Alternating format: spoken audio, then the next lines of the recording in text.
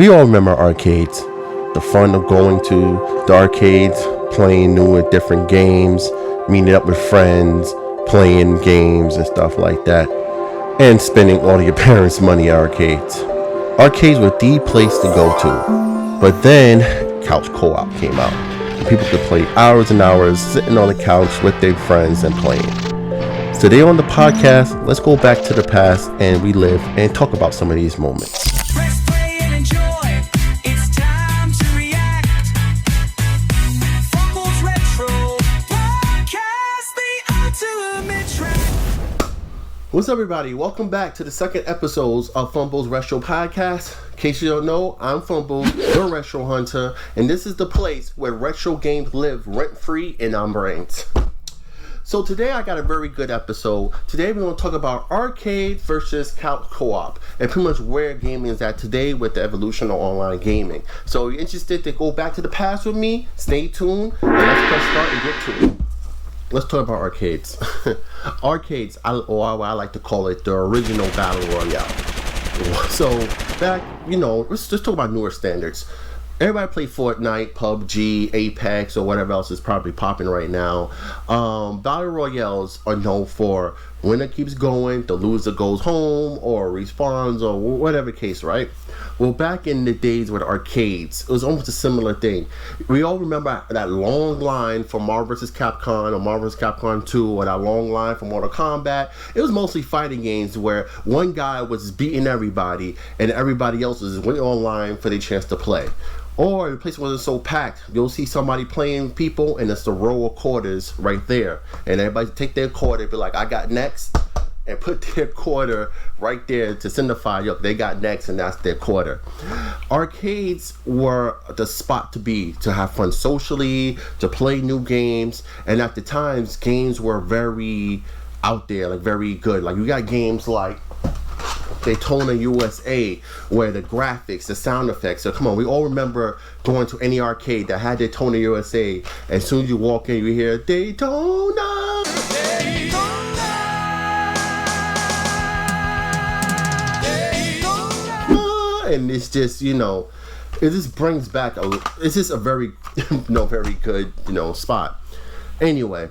Arcades were a place where people can meet up, or you can meet new friends. You can meet, some classmates or whatever. It was just a very social environment.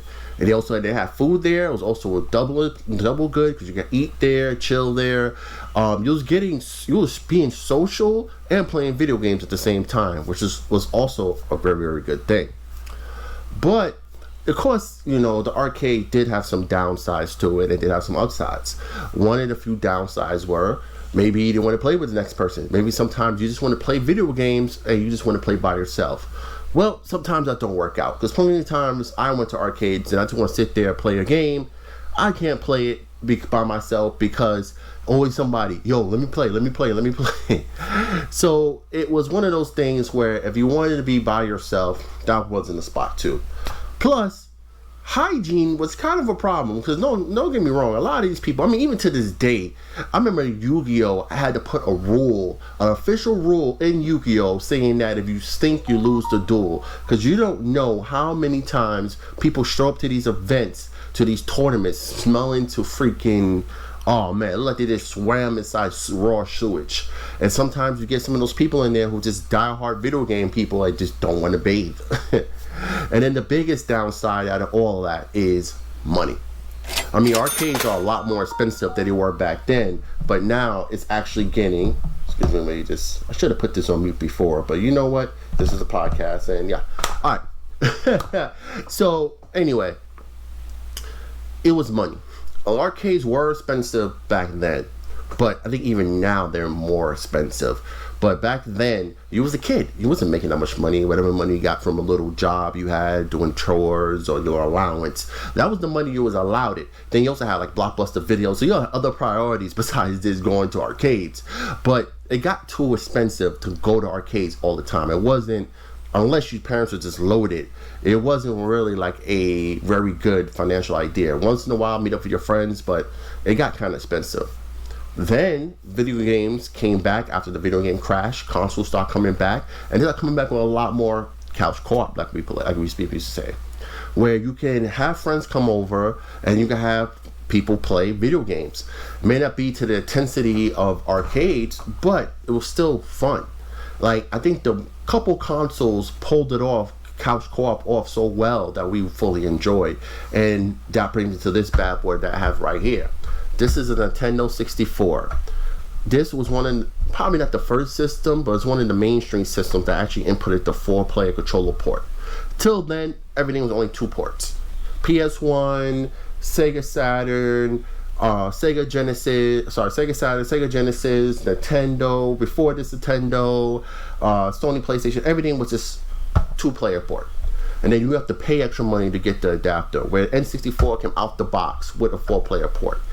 And that opened up multiplayer so much that you can actually now get kind of like arcade at home. Now people say, oh, we got McDonald's at home. Well, now you kind of had multiplayer and stuff like that at home, because now you're not just regularly playing with another person. Now you could bring 3 friends over, 3 family members over, and y'all could play and sit down and play video games versus getting up, going to a location, paying for gas, and actually paying money to play these games. You're allowed to play with more than one person. And that also, we go back here in my little video game library, is the reason why this game became so popular. I believe I talked about this game earlier in my first podcast, but this game is very important in everybody's retro lives. If you grew up around the era that I grew up in, this game was very important. The only thing that was more important in this game was probably this game right here that I pointed to. This game allowed you 4-player co-op, and everybody had known for hours and hours and hours of playing multiplayer. And that was the whole point of couch co-op. Playing multiplayer, playing with your friends, people having sleepovers. If you have friends come over to sleep over, y'all gonna be gaming. And if you have an N64, everybody's like, yo, make sure you bring your controller. You don't have to worry about bringing a console or bringing this. Just bring a controller and y'all playing video games, and y'all saving probably who knows how much money, unless you just go and buy pizza or whatever, right? It kind of though took away from the big social aspect as arcades, because if you're a very social and extrovert, you love going to arcades for the sociality, meeting different people, talking to different people. It kind of took that away, and you went more so this seclusion, and you just main couple of people. But a lot of people remember playing couch co-op back in the day are probably still friends with a lot of those people. And if you're not, you still got fond memories every time you hear GoldenEye, or every time you hear a certain game pop up, or whatever. You kind of remember back to those days where y'all were all playing together and just that kind of bonding. That's like the one thing that I have to say that I truly miss the most when it comes to comparing, let's say, online gaming now to co-op. You kind of miss that whole interaction, like one-on-one, like physically there, joking. Because don't get me wrong. Talking on the mic, like I'm doing right now, is one thing. You have your headphones on here. Of course, some of these people you're never going to meet. So there's a lot of people that are keyboard warriors that are going to talk about your mom 7 days to Sunday, even though they probably want to do it in person. But actually being there with your friends and y'all talking trash and y'all start play fighting, or y'all start getting into real fights, because Lord knows GoldenEye is one of those friendship killers I talked about last episode. It kind of takes away from that. But then again, there's also kind of a downside from couch co-op is set up our arcades, which I'm going to get into. Let me just put some stuff to the side. So, one of the downsides about couch co-op is you're having your friends come up to your house. Now, most people did not have the luxury or having allowed to have company over. Some people, parents didn't want company over. That's why they want your kids outside. They always say, go outside, go outside. Hence, that's why we took our couch co-op outside with LAN parties. Like I talked about last episode, there's plenty of stories of us lifting our 50-pound CRT TVs outside in somebody's backyard or in somebody's house or whatever, and had LAN parties. And that's when this game actually shined. Halo 1, Halo 2 were known for people getting LAN parties and just playing online, like playing, locally multiplayer. So you had a couch co-op times 10. And this game literally allowed, according to this, right, system link was 2 to 16 players. So you got 16 players playing couch co-op together, which was freaking awesome. That's all I can say. It was awesome. 3 to 4 Xboxes together, and y'all all playing. Y'all all locally. I mean, obviously, it might be a little bit spread out, but y'all all was locally, and y'all was playing together. That is like the kind of the evolution of couch co-op. But, you know, time goes on, and it's not practical. You don't just that and the third. You can't really do that, you know, all the time. So then online gaming started coming out, right? So let me talk about what happened with online gaming. So online gaming, when it first came out, was mostly relegated. Firstly, just for the PC. Period. You only really play it on the PC. But it slowly, surely started coming to the console. I mean, Genesis had like their own little version. Sega was probably the one that was probably dipping into online a lot more than other consoles. You got the Sega Saturn that was online, but it wasn't really mainstream until the Dreamcast. Dreamcast had plenty of systems they announced, you know, online or whatever. But it kind of probably peaked around the sports title started coming out. This is 2K1. Now, this is the second game in this series, but the first 2K had online capabilities, and which was kind of a little bit ahead of its time because online for the Dreamcast was actually pretty good. I mean, it didn't have that much lag. I mean, there was a little bit of lag depending on the other person's connection, but it wasn't really as laggy. It was actually pretty smooth, and it was pretty fun. Plenty of times, me and my friend, we wanted to play, you know, basketball, but it was either raining or snowing. We just popped on the Dreamcast and played 21 on 2K, and it was actually really smooth. It was fun. Then he also had games like Phantasy Star and stuff like that. But the one thing that Dreamcast kind of didn't have was actually voice command. You had to type anything, which kind of takes away from the aspect where you got to type everything and stay, you know, into the game. But then Xbox took that to times 10 and added the mic, and we all know how that went, because going down to present day, you cannot it's hard to find games that don't have some type of online multiplayer to it, some type of multiplayer aspect to it. Every game now has multiplayer. Even the games that you don't think will have multiplayer aspects. Sorry. Just because there's a couple points I want to hit, and I just want to make sure that I hit it. So always make sure I write things down. Very fun fact though, I forgot to say this. GoldenEye, right? The developers actually wasn't going to add GoldenEye to the game. They probably multiplayer to GoldenEye. That was actually done at the last minute. I think it was a small dev team that decided to add multiplayer literally at the 9th hour. And that's why the multiplayer is a little bit flawed. That's why you have freaking Odd Job. Like, that's why the multiplayer is really kind of unbalanced. I hate to say it, I love GoldenEye. I love GoldenEye. But the GoldenEye for N64 is very, very, very unbalanced. And that shows because the small dev team that did it, maybe like 4 or 6 people did it, and it was rushing to meet the deadline before the game was released. So it was kind of a little rush job, but the rest is history. I mean, even though they rushed, we all have fond memories of 007 GoldenEye. Alright, that was a little bit of a retro history that I thought was really cool, but let's talk about online, right? So, online kind of took... So, remember I told you about how arcades had the social aspect, we meet people, you know. In arcades, you'll probably meet people that are local in your local town, in your local area, or hell, even in your local state, or they have to be in a local state. You'll meet people like that, or in your little area circle. Online multiplayer took that and just times 100. Gamertag, my online ID is Dark Master. I was masking my voice. Yeah! So pretty soon, I had like the highest score in the country. Master! Actually, I think there was one other person that was above me. I mean, hey, it was no big deal. Oh, I don't think so. So I decided it'd be fun to contact this guy and challenge him. All right, how about it? Now, instead of you meeting people locally to your house or locally to your area, you're meeting people that live a million miles away, people on the other side of the world, people in different countries, different races, different states. You're meeting such more and more people, and you're interacting with them. So you're getting that social interaction, and you're not leaving your house. So you kind of almost had the best of both worlds. You had the social aspect of, say, an arcade, but you also had the couch co-op of, just playing co-op or local multiplayer. And you were able to play these crazy, amazing games. And one good thing, say like here, a game like Halo, you don't have to worry about people screen looking.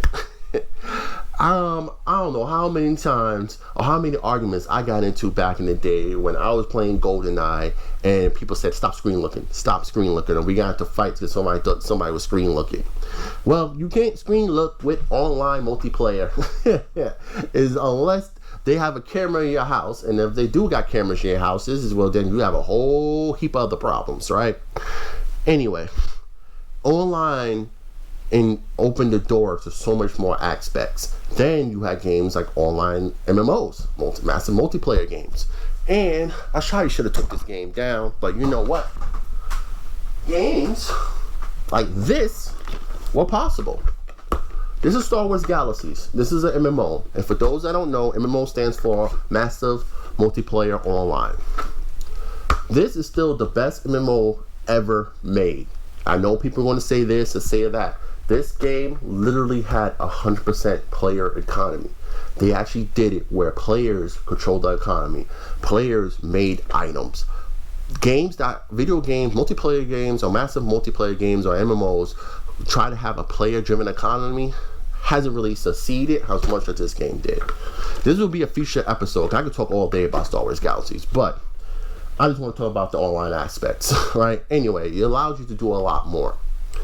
Now, kind of the downside of online multiplayer is you gotta have a decent connection, because now the games run faster, they need more, bandwidth, and if you don't have a good connection, you're going to get beat and killed every time. Now you have to pay for online multiplayer, so it's kind of, you're still paying. Like if you go to the arcade, you may not be paying as much because it's monthly versus per visit, but you're still paying, and you're really not fully interacting with people. I mean, you may talk to people here and there in chats or whatever. Not at the time they're just going to talk about your mom or whatever, or racial slurs, but you still interact with people somewhat, because you may not be in the same room as them, so you're not getting that kind of physical interaction, more mental. And that could kind of still mess with you since you're still by yourself. But, definitely the good alternative where you want to interact but you don't want to leave your house. So what's next? What they're going to do about that? Well, that brings this bad boy into play. This is the Oculus, right? This is the Oculus 2. I do have the Oculus 3, but I like to use the Oculus 2 as a prop, right?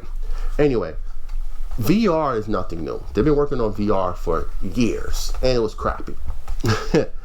But something like Oculus, the PlayStation VR, they allowed you to actually feel like you're in the same room as people online, because most of the VR headsets now have multiplayer.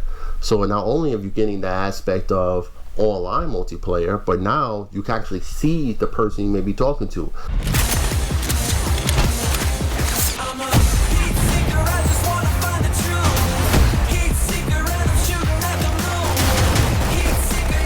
Yes, granted, it's going to be an avatar or whatever. It may not be the actual person, but you actually feel like your interaction versus just audio. I always say audio is good, but video call is always better to some extent, because now you can see the person and you feel like you're interacting with them more. And the VR headset, how they're doing is actually becoming like that. And I'm actually really looking forward to the future of that, on how further they go, because it's going to go nothing but better. I mean, the Oculus 3 is already, to me, I feel like it's doing a great job with interaction and stuff like that. I mean, people at my age, or people that have kids, who have headsets, I know they all know playing Gorilla Tag or whatever, and it's just going to get better. I mean, it's more physical because you got to move your arms and stuff like that. So, but you're still getting the social interaction. So you're getting kind of a little bit more of the best of both worlds. You get the social interaction that you'll get in an arcade, and then you're getting the couch co-op that you would get, say, at home, because you're home interacting with people. Downside, you're going to get a workout. You're going to be moving your arms and stuff like that. I don't know if there's really a downside, but you're going to get a workout when you're on the Oculus.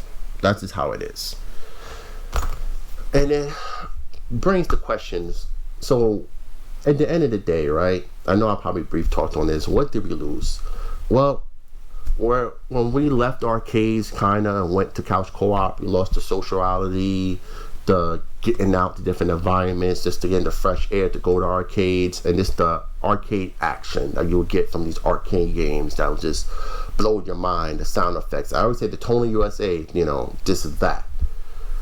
With couch co-op, we got, intimate sociality, social interaction, save money because arcades are expensive, but you don't get the big grand social, and you don't get out the house or whatever.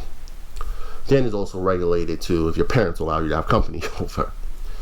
Then online multiplayer. Okay, from the couch co-op, we still kept being at home, but now we're back to, okay, we're still at home, but now we're back to paying.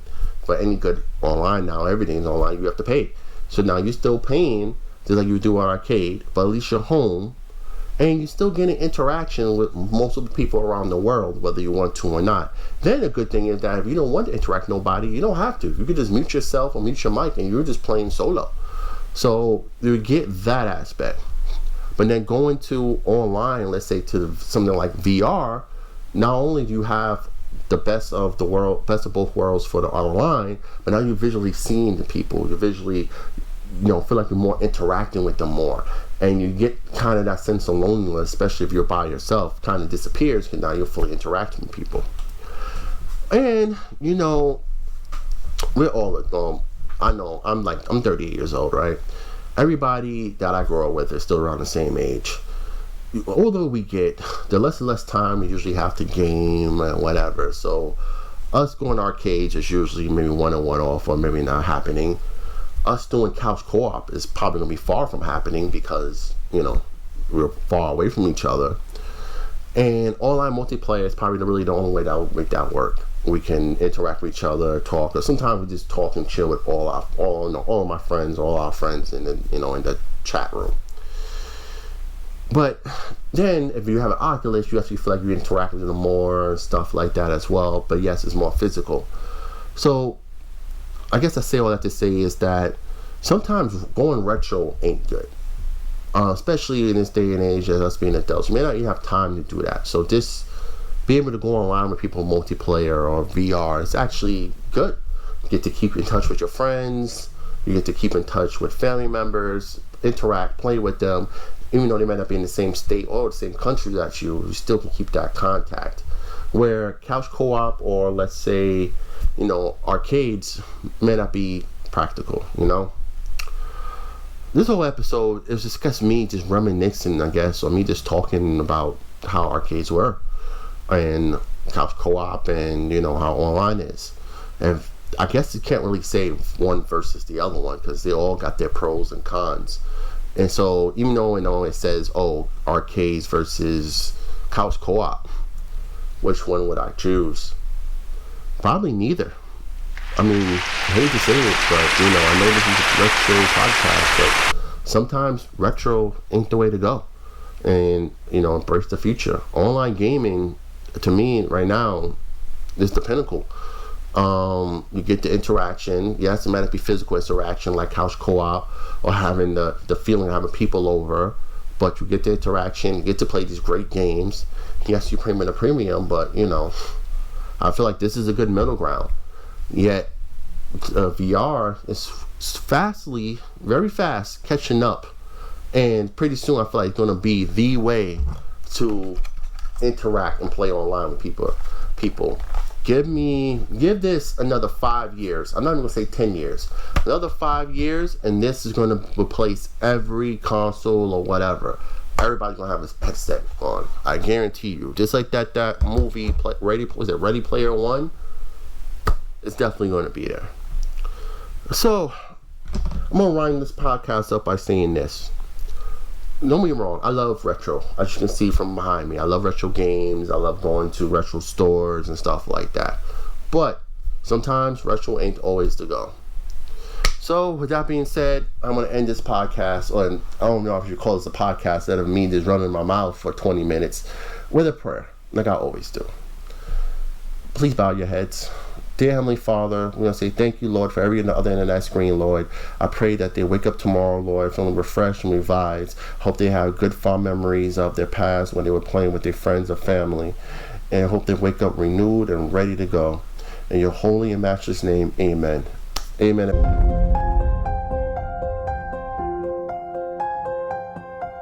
a world where pixels clash and dreams ignite, mushrooms grow tall and the rings shine bright. Mario jumps high with a heart full of glee, but Sonic's speed whispers, come run wild with me. Whose side will you take? You wear blue